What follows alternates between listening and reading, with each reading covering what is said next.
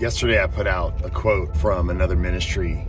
It basically said that we can live in sin and Jesus never leaves us. I think there is a ring of truth to that God is always near. But this whole idea of thinking that we can just live in sin, God's gonna be okay with that. He's gonna receive us as we are just because we said a prayer, just because we claim to follow Jesus. Living in sin shows that we don't know the biblical Jesus. And that's the problem. Got a lot of messages back because I asked people what they thought. And one person said, that's like being married, saying you love your wife and just continually cheating on her.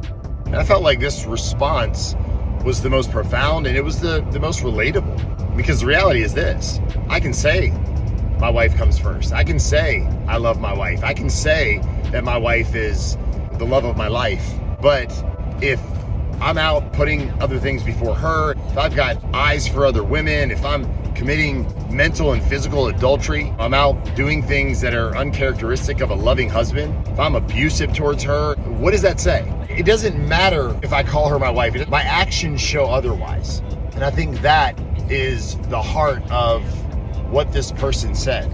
And I think the same can be said about our relationship with Christ. I mean, it's very clear in the scriptures, and this is not about interpretation. When Jesus teaches, when his apostles teach, they make it very clear that it doesn't matter what you say. It matters what you do. Jesus said, those who do the will of the Father will inherit eternal life. Those who do the will of the Father. And now this is not a doing, because I've always got to make sure I make this very clear, because there's always that one guy that's going to come in and say, oh, you can't preach works-based salvation. Nobody is preaching works-based salvation. Let me clear that up.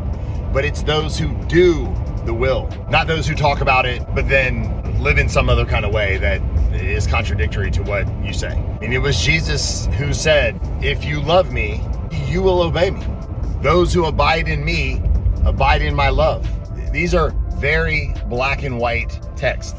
And somehow, in some way, in our culture, Christian culture, we've gotten to this point where we can just give God lip service and think that that's going to suffice. And I'm here to tell you, it's not. The reality is, if Jesus is number one in our life, if Jesus sits on the throne of your heart, it will be evidenced in the way you live, the way you speak, the way you walk, the way you talk. It will be evidenced.